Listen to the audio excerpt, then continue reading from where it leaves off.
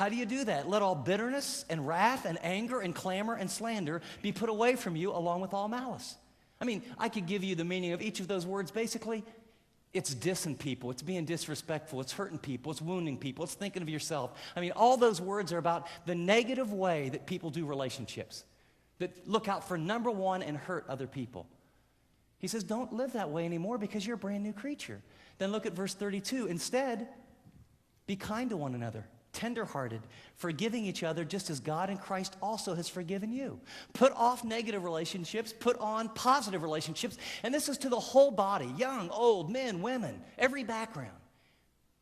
And then now he's going to talk about, beginning in verse 1, he's talked about walking in unity. He's talked about walking in holiness. Chapter 5, based on that ramp on the runway, he's going to say, now walk in love. And verses 1 and 2 we looked at last week, he's going to say, this is positively what it looks like to walk in love. And then verses 3 through 6, he's going to say, this is negatively. You want to know what the opposite of love is? It's this.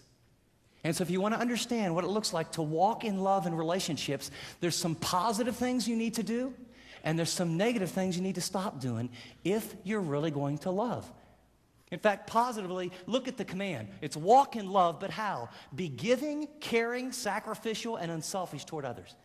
I mean, don't you want to have a relationship? I mean, whether it's man to woman, or whether it's in your family, or whether at work, don't you want relationships that are giving, caring, sacrificial, and unselfish? I do. I mean, those are the kind of people I like to be around. And that's the kind of person down deep I really want to be. And I think you do too. And where do I get that? Right from verses 1 and 2 of chapter 5. Therefore be mimics or imitators of God as beloved children. And here's the command. Walk in love. How? Just as Christ also loved you and gave himself up for us. It's a sacrifice, an offering and a sacrifice to God as a fragrant aroma.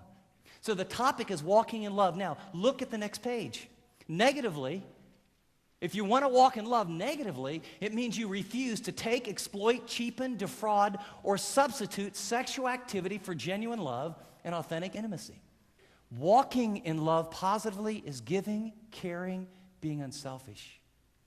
Negatively, to walk in love, it means to refuse to take, exploit, cheapen, defraud, or, get this is what's happening in our day, substitute sexual activity for genuine love and authentic intimacy.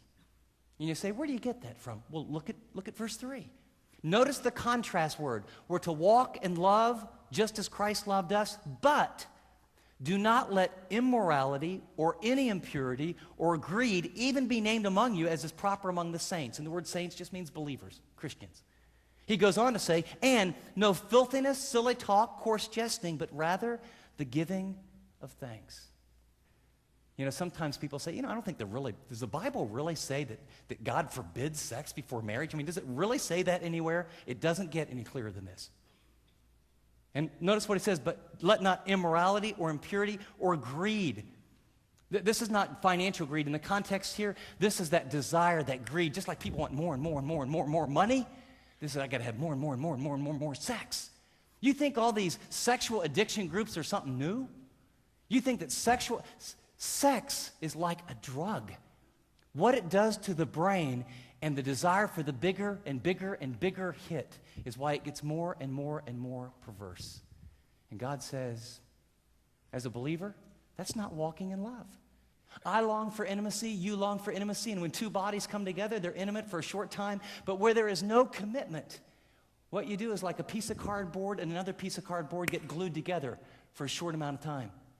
And then when you pull them apart, what happens? Part of this cardboard's over here, and part of this cardboard's over here.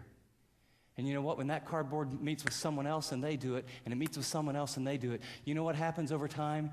You got pieces of all kind of other people's cardboard,